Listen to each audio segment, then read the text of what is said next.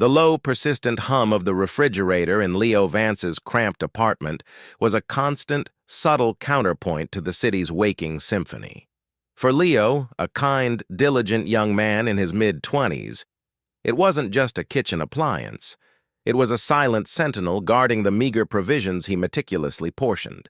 He was a waiter at The Daily Dish, a bustling mid-range family restaurant, a job he performed with meticulous efficiency, a polite smile fixed on his face, even when exhaustion gnawed at him. His quiet dignity, however, masked a profound internal struggle. He was secretly caring for his younger sister, Lily. Lily, just 9 years old, suffered from a rare, debilitating illness, a condition that defied easy diagnosis and demanded expensive, experimental treatment, none of which was fully covered by their threadbare insurance. His days were a blur of motion, a relentless pursuit of sustenance and hope. Waking before dawn, he would meticulously polish silverware until it gleamed, a small act of control in a life that often felt chaotic. At the restaurant, he moved with practiced ease, balancing multiple plates, his polite smile unwavering even under the most demanding customers. But beneath the surface, a constant, subtle anxiety hummed.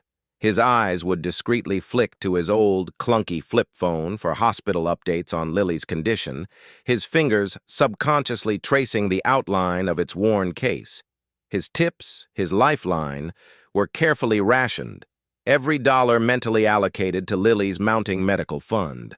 His uniform, though cleaned and pressed daily, betrayed its age with faint fraying at the cuffs, a silent testament to his unyielding struggle. During his brief, snatched breaks, while other waiters gossiped or scrolled through social media, Leo would retreat to a quiet corner, pulling out a thick, dog-eared medical journal. His brow furrowed in concentration as he devoured complex articles on rare diseases and experimental treatments, his hidden intelligence and desperate hope fueling his self-taught medical education. He was searching for answers, for anything that could help Lily, a silent, solitary scholar in a world that saw him only as a waiter. One particularly frantic lunch rush, a table of boisterous businessmen left behind a chaotic mess, crumpled napkins, a half-eaten sandwich, and a forgotten $20 bill tucked under a coffee cup. Leo, clearing the table, felt a familiar pang of hunger, his stomach rumbling in protest.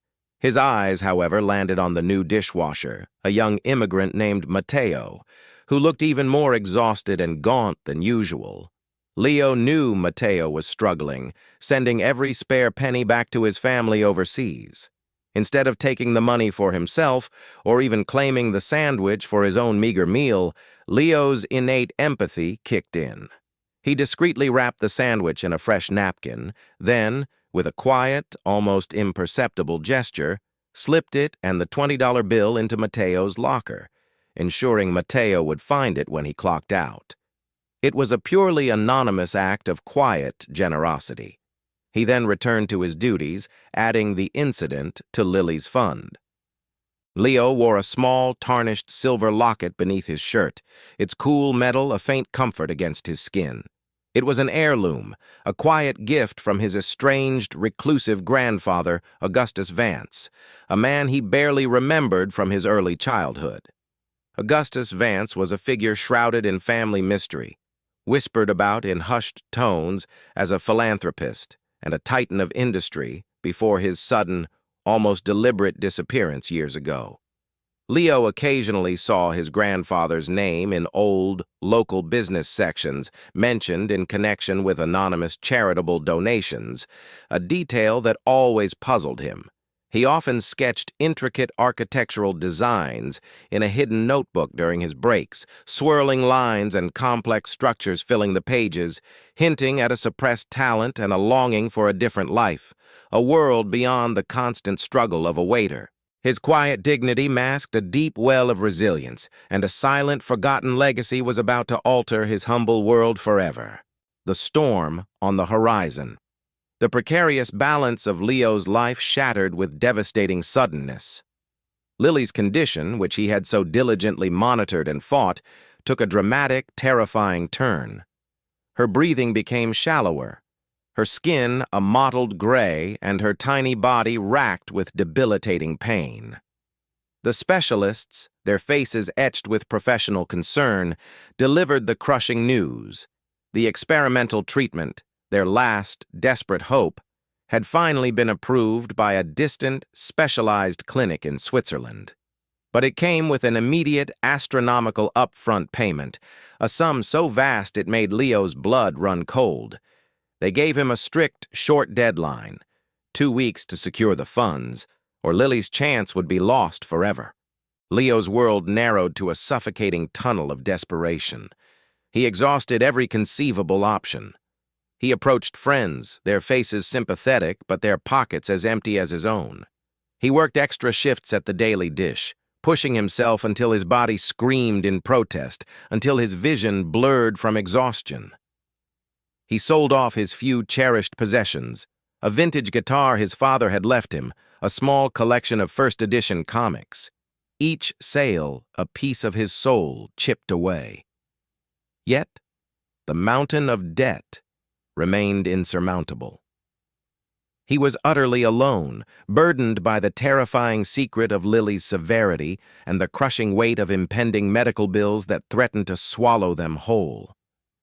The atmosphere at the Daily Dish, usually a comforting backdrop to his struggles, became a stage for his torment. A regular customer, Mrs. Evelyn Thorne, was particularly adept at turning Leo's shifts into a living nightmare. Mrs. Thorne was an outwardly glamorous socialite, adorned in expensive jewelry and designer clothes, her hair impeccably coiffed. But beneath the polished veneer lay a cruel and entitled core. She frequented the restaurant with almost sadistic regularity, treating the service staff with open contempt, her voice a condescending drawl. She was driven by a desperate need to assert her dwindling social superiority, and secretly battled a deep, gnawing insecurity about her own financial precarity, a fact carefully hidden from the public. This unspoken fear, the anxiety of potentially losing her inherited wealth, fueled her malice, causing her to lash out at those she perceived as beneath her, finding perverse pleasure in belittling and humiliating service staff, especially those like Leo, who appeared kind and gentle. She was a distant, overlooked niece to the reclusive philanthropist Augustus Vance, a relationship she considered a mere inconvenience, believing she was owed far more from the family fortune than she had received. One particularly grueling evening, Mrs. Thorne made Leo's shift a systematic torment. She sent back perfectly cooked steaks, claiming they were undercooked, then overdone. She demanded impossible alterations to cocktails, criticized his every movement, and made him run endless petty errands, all while publicly criticizing his service and making condescending remarks about his lowly profession. "Honestly," she drawled, her voice carrying across the dining room, "one expects a certain level of attentiveness even from waiters. Some people just lack ambition, don't they?" She relished his polite, unwavering professionalism, viewing it as weakness, as a sign of his innate servility. As the evening wore on, Leo felt his composure fraying, his exhaustion nearing its breaking point. When he finally approached Mrs. Thorne's table with the check, his hand trembled slightly. Mrs. Thorne, with a disdainful sniff and a smug smile, picked up the pen. She scribbled something on the receipt, then pointedly left no tip, even though the bill for her extravagant meal was substantial. She then slid the receipt back across the table, her eyes fixed on Leo's face, savoring his humiliation. In bold, elegant script, she had written a cruel, cutting note. "Your service was as empty as your ambition." The words, a direct assault on his deepest struggles, hit Leo like a physical blow. He clutched the receipt, his vision blurring. He felt hot tears sting his eyes, a sensation he fiercely fought back. He was on the very edge of breaking, of shattering under the immense pressure. But then, an image of Lily, frail but fighting, flashed in his mind, her small hand reaching for his. The thought of her and the fleeting, impossible hope of her treatment solidified his resolve. This act of deliberate cruelty, after a night of relentless torment, was the ultimate humiliation, forcing him to acknowledge the true depth of his desperation. He had to keep fighting. This was the point of no return. A messenger of destiny. The kitchen of the Daily Dish, usually a chaotic symphony of clattering plates and shouting cooks, felt strangely muted to Leo. He leaned against a stainless steel counter, the zero-tip receipt crumpled in his trembling hand, Mrs. Thorne's cruel words. "Your service was as empty as your ambition," echoing in his mind. His face was pale, his shoulders hunched with a weariness that went beyond physical exhaustion. His fellow waiters, sensing his profound distress, offered quiet words of sympathy or a pat on the back, but their gestures felt distant, unable to penetrate the thick cloud of despair that enveloped him. He felt utterly defeated. "Leo, you all right?" Mr. Daniels, the restaurant manager, approached him, his brow furrowed with concern. Mr. Daniels was a man of practical kindness, accustomed to the petty cruelties of the service industry, but he rarely saw Leo, his most reliable and polite waiter, so visibly shaken. He noticed the crumpled receipt, its harsh message almost legible even from a distance. "That Mrs. Thorne," he muttered, shaking his head. "Don't let her get to you, son. She's a piece of work." He knew Leo was saving for something important, though he didn't know the exact details of Lily's illness. Just as Leo was about to clock out, emotionally drained and contemplating the impossible mountain of Lily's medical bills, his old, clunky flip phone, tucked into his apron pocket, vibrated with an insistent buzz. It was the cryptic, unsaved number that occasionally sent him anonymous updates on rare medical research, a strange, silent lifeline he barely understood. He hesitated, almost letting it go to voicemail, but a faint, inexplicable urge compelled him to answer. "Mr. Leo Vance?" A formal, authoritative voice, distinctly cultured, spoke on the other end. "My name is Mr. Harrison. I am a solicitor with the firm Harrison and Finch. I regret to inform you that your estranged grandfather, Augustus Vance, passed away peacefully last night." Leo froze, the crumpled receipt falling from his nerveless fingers. Augustus Vance. The name, whispered only in faded childhood memories and forgotten family lore, felt surreal. His grandfather, the reclusive industrialist and philanthropist, had disappeared from their lives decades ago, a figure almost mythical in his absence. Leo barely remembered him. A faint scent of pipe tobacco, a warm, resonant laugh, a quiet hand pressing a small, tarnished locket into his palm. My grandfather," Leo stammered, grief and bewilderment warring in his voice. "Yes, Mr. Vance," Mr. Harrison continued, his voice laced with formal sympathy, yet retaining an underlying tone of urgency. "His passing was quite sudden, but he left very specific instructions regarding his estate. The reading of his will is scheduled for tomorrow morning, promptly at 9 o'clock. It will take place at our offices downtown, at the Vance Building, on the 20th floor."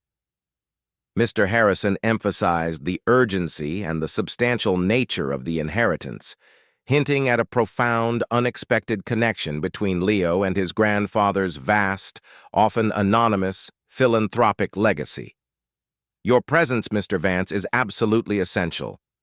This is a matter of considerable importance both for you and for the future of his endeavors."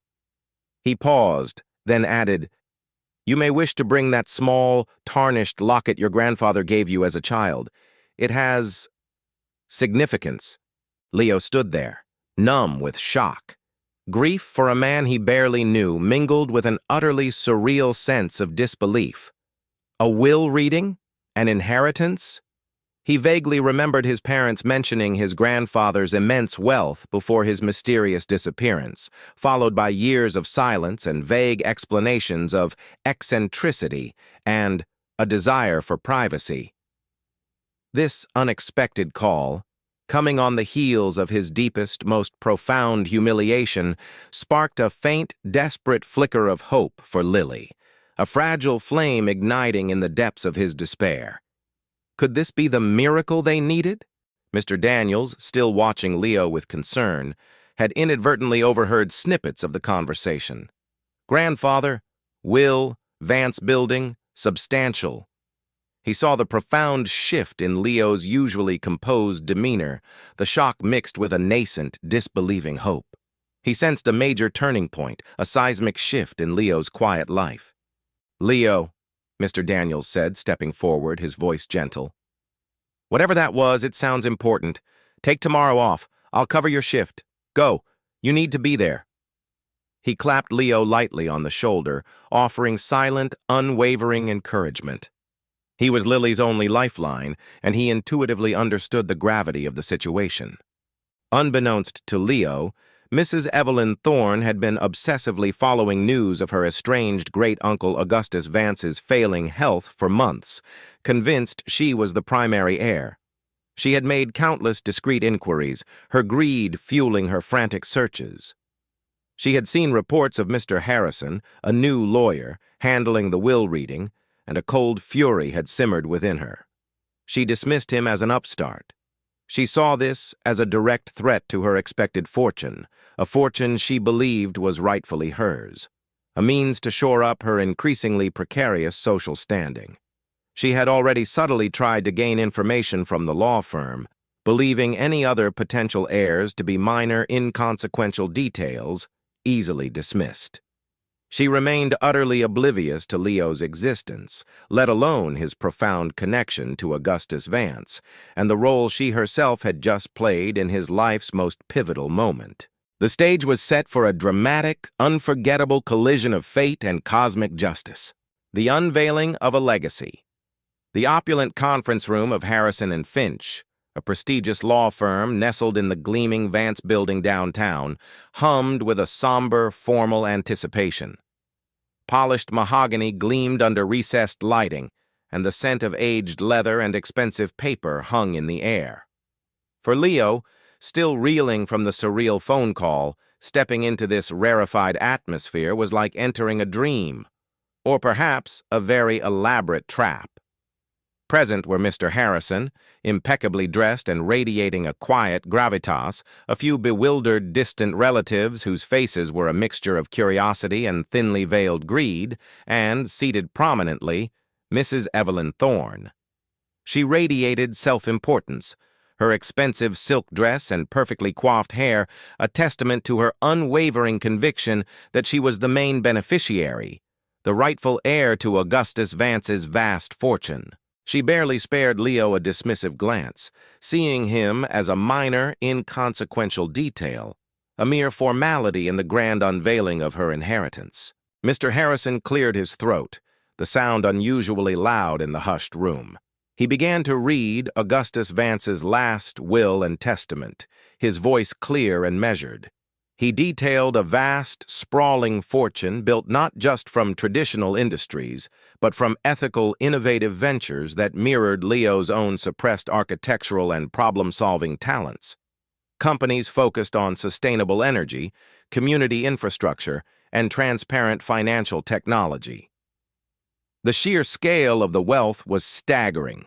Complex trusts, multi-million-dollar charitable endowments to obscure foundations, and a significant personal fortune beyond anyone's wildest imagination. The relatives shifted in their seats, their eyes widening with each staggering sum, their calculating minds already envisioning their share. Mrs. Thorne's expression, initially one of smug anticipation, hardened into focused avarice. This was even bigger than she'd imagined. Then Mr. Harrison paused, his gaze sweeping over the room before landing squarely on Leo. And now, to the most significant portion of Mr. Vance's personal estate and the heart of his enduring legacy. Mrs. Thorne leaned forward, a triumphant smirk on her face, ready to hear her name. "It is the explicit wish of Augustus Vance," Mr. Harrison continued, his voice ringing with a quiet power. that the bulk of his personal fortune and the trusteeship of his most impactful charitable endowments be bequeathed to his grandson, Leo Vance. A collective gasp ripped through the opulent room. Mrs. Thorne's triumphant smirk vanished, replaced by utter disbelief, then a grotesque contortion of fury. "Leo Vance? The waiter?" she shrieked, her carefully cultivated composure shattering into 1,000 pieces. "This is impossible! A nobody! A common servant! He must have manipulated him! This is fraud!" Her voice rose to a hysterical crescendo, shaking the very foundations of the room. She was convinced Leo, a mere common waiter, had somehow cunningly manipulated her reclusive great-uncle. Mr. Harrison, unperturbed, continued reading, his voice unwavering over Mrs. Thorne's furious protestations. He detailed the specific clauses. Augustus Vance had subtly observed Leo for years, anonymously noting his unwavering kindness, quiet integrity, and a soul untouched by avarice, qualities he believed were paramount for true stewardship. The inheritance was indeed conditional, tied to Leo continuing his philanthropic work and upholding the ethical vision Augustus had for his legacy. Then came the profound, symbolic revelation. Mr. Harrison referenced a subtle coded message within the will. To the architect of dreams, who builds not with stone, but with compassion. This phrase, seemingly out of place, was a direct link to Leo's hidden sketching, his suppressed talent for intricate architectural designs, a detail only Augustus Vance and now Leo truly understood. Mr. Harrison then announced that the small tarnished locket Leo wore around his neck, inherited from his grandfather, was not merely a sentimental keepsake. It was the key to a hidden safe deposit box containing vital, private instructions and initial funds for a special new charitable initiative Augustus had planned. Leo stood, utterly overwhelmed, grappling with the profound, seismic shift in his reality. The vast fortune, the unexpected legacy, Lily's face flashed in his mind. He didn't gloat, didn't betray a hint of triumph. Instead, he expressed a quiet, heartfelt gratitude, his mind already spinning with how this might help Lily, how it could transform not just their lives, but the lives of countless others. Mr. Harrison, observing Leo's genuine humility amidst the chaos, offered a subtle, encouraging nod, becoming his quiet supporter and guide through this surreal situation. Mrs. Thorne, her face contorted with rage and humiliation, continued her furious protestations, screaming about legal action, about contesting the will, about Leo being an undeserving fraud. But her words now sounded hollow, pathetic, lost in the overwhelming weight of the revealed truth. The will, however, contained another crucial detail, a ticking clock that would force Leo into immediate action. Furthermore, Mr. Harrison stated, certain charitable initiatives as outlined in supplementary documents within the aforementioned safe deposit box must be approved and initial funds allocated within 24 hours of this will reading. Failure to comply will result in the inheritance for those specific portions reverting to other, less aligned charities. This critical time limit, added by Augustus to ensure his vision was swiftly acted upon, forced Leo into an immediate, high-stakes decision-making process, a dramatic pivot from the quiet waiter to a global philanthropist. The final act of justice was about to unfold. A fortune reclaimed, a heart transformed. The news of Leo Vance, the humble waiter, inheriting a vast fortune spread like wildfire, a tantalizing whisper that swept from the elegant confines of the law firm to the bustling streets of the city. Within hours, national media had converged, sensing a story ripe with drama and poetic justice. A chaotic press conference erupted spontaneously in front of the Vance building, a swirling vortex of flashing cameras and shouted questions. Mrs. Evelyn Thorne, her face a mask of seething fury and disbelief, pushed her way to the front of the mob. Her elegant clothes were slightly disheveled, her composure utterly shattered.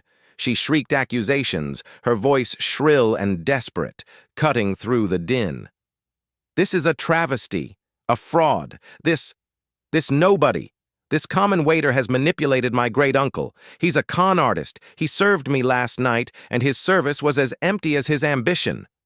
She screamed, loudly mocking his past as a zero-tip waiter, desperately trying to discredit Leo, to paint him as unworthy of such a colossal inheritance. Her words, laced with venom, were intended to humiliate. But Leo, standing amidst the media frenzy, his presence quiet yet commanding, remained remarkably calm. He remembered Mrs. Thorne's cruel note, the deliberate insult after a night of torment. He remembered Lily's fading vision, the impossible medical bills, the crushing despair. He looked directly at Mrs. Thorne, then at the cameras, his gaze unwavering, clear, and imbued with a quiet dignity that silenced the clamor. "Ladies and gentlemen," Leo began, his voice clear and resonant, amplified by the sheer shock of the moment. "My grandfather, Augustus Vance, was a man who saw beyond superficial appearances.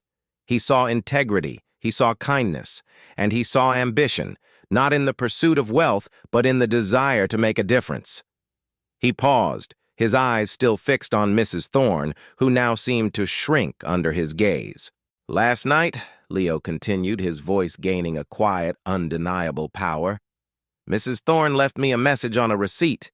It said, 'Your service was as empty as your ambition.'" He reached into his pocket and slowly, deliberately, pulled out the crumpled receipt. He held it up for all the cameras to see, its cruel inscription now starkly visible.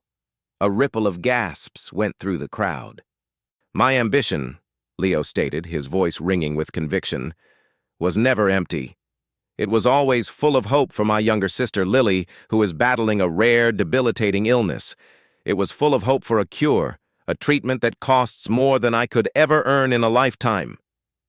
He looked directly into the camera, addressing not just the public, but every struggling family, every child facing an impossible medical battle. "And now, thanks to my grandfather's foresight and generosity, my ambition is full of hope for countless other children." Then came the unforgettable act. With a sweeping gesture, Leo declared his first official act as the new benefactor. "Therefore, as the primary beneficiary of the Augustus Vance estate, my first act is to publicly pledge a massive sum, far exceeding the cost of Lily's treatment, to establish a national fund. This fund will provide free specialized medical care for children with rare diseases, ensuring no child suffers due to financial barriers and no family endures the impossible choices mine once faced. This fund, in my grandfather's spirit of compassion, will be dedicated to his legacy." He then looked directly at Mrs. Thorne, his gaze piercing, not with anger, but with a cold, dignified finality. "This," he held up the receipt again, its cruel note a glaring testament to her malice, "is not a reflection of my worth, Mrs. Thorne. It is a reflection of yours, and my first act is to ensure no child faces the same impossible choice I did." He then made a final, stunning announcement.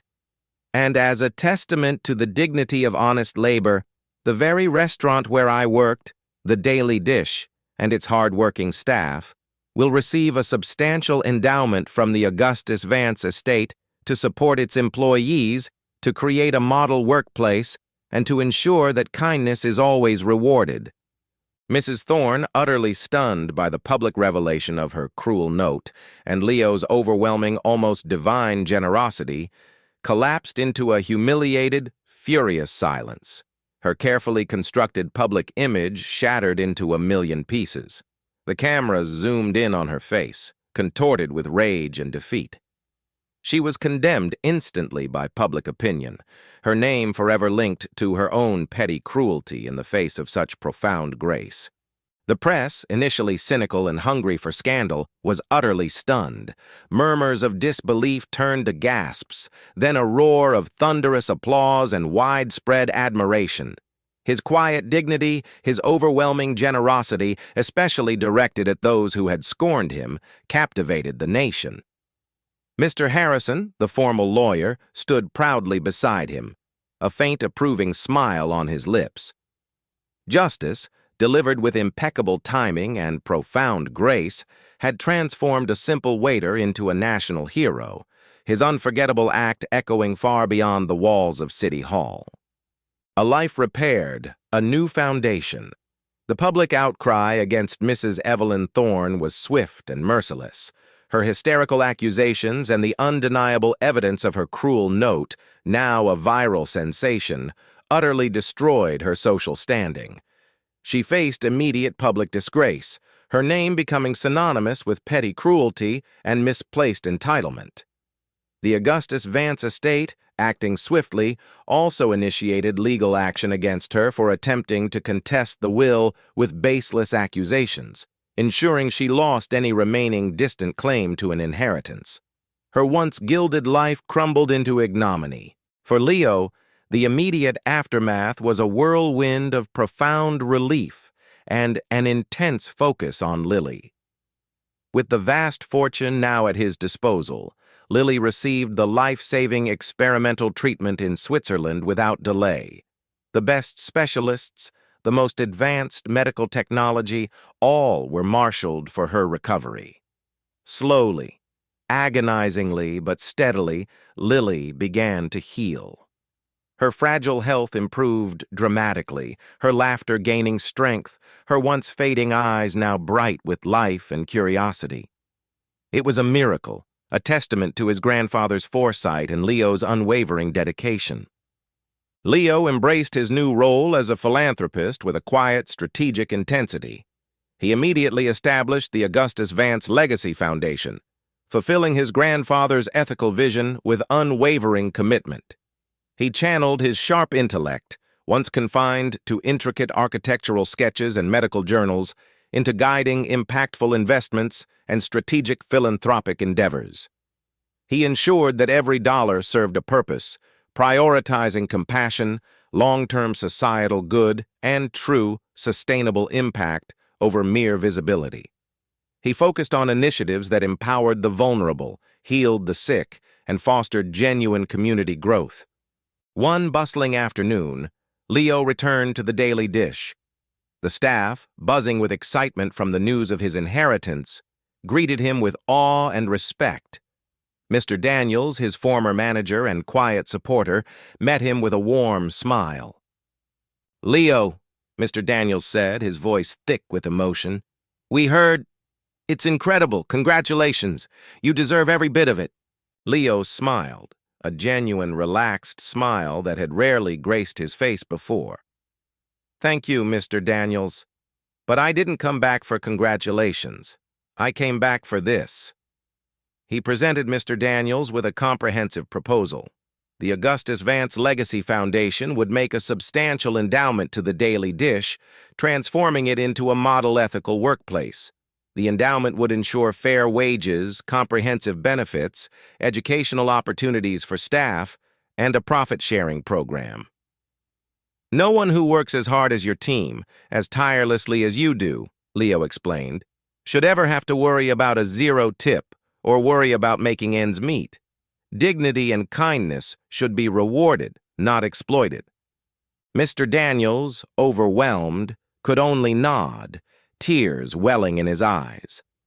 The Daily Dish, under Leo's quiet guidance, quickly became a beacon of ethical employment, a place where staff were truly valued, transforming their lives and setting a new standard for the service industry.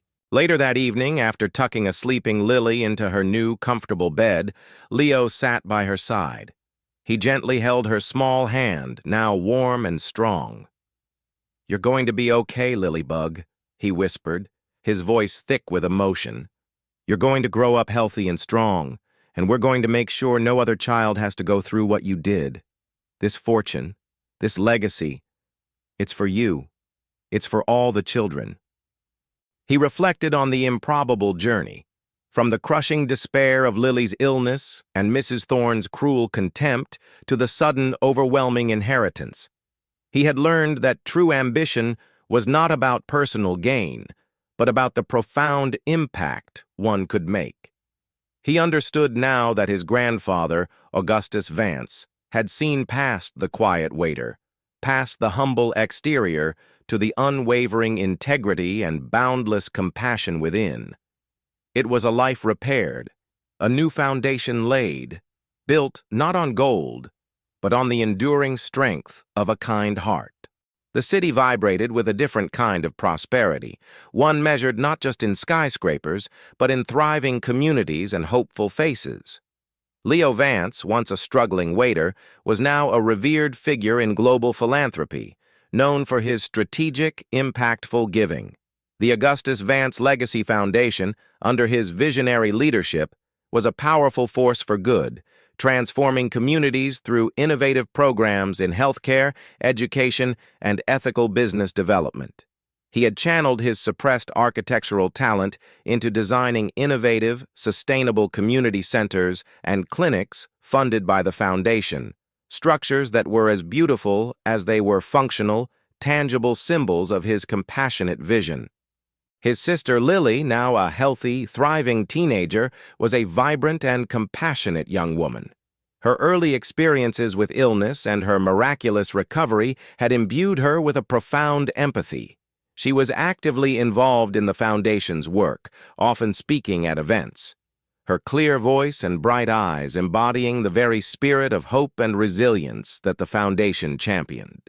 Leo's commitment to paying it forward extended to every facet of his life. He established a unique mentorship program for aspiring young professionals from working-class backgrounds, ensuring they had access to the networking opportunities, resources, and guidance he once lacked. He quietly acquired and revitalized other struggling ethical businesses across the city, transforming them into model workplaces that prioritized employee well-being, fair wages, and genuine community impact. These enterprises, a quiet network of positive change, created a ripple effect of ethical practices, proving that kindness and profit could, and should, coexist. The Daily Dish, his former workplace, had become a shining beacon of ethical employment and service, its staff thriving under new, supportive management and fair wages. The story ends on a particularly bright morning. Leo stood in a newly built, foundation-funded children's hospital wing. The air was filled not with the sterile quiet of illness, but with the cheerful sounds of laughing children, their vibrant drawings adorning the walls. He looked at a framed photograph on a nearby table, a picture of Lily, young and full of life, her eyes sparkling. He then reached up, his fingers gently touching the tarnished silver locket around his neck, now gleaming, polished by years of quiet purpose. It was no longer just a memento, it was a powerful symbol of a forgotten legacy reclaimed, a quiet promise kept, and the unforgettable echo of kindness that had transformed his life and, through him, countless others. The hospital wing, named the Lily Vance Wing, stood as a testament to the profound impact of one small, almost impossible act of compassion that had changed everything. If this story stirred your heart, if it reminds you that courage can alter destinies and that light always finds a path even in the deepest darkness, please leave a comment. Share this story with those who need inspiration. Like, subscribe, and hit the bell to never miss our upcoming stories.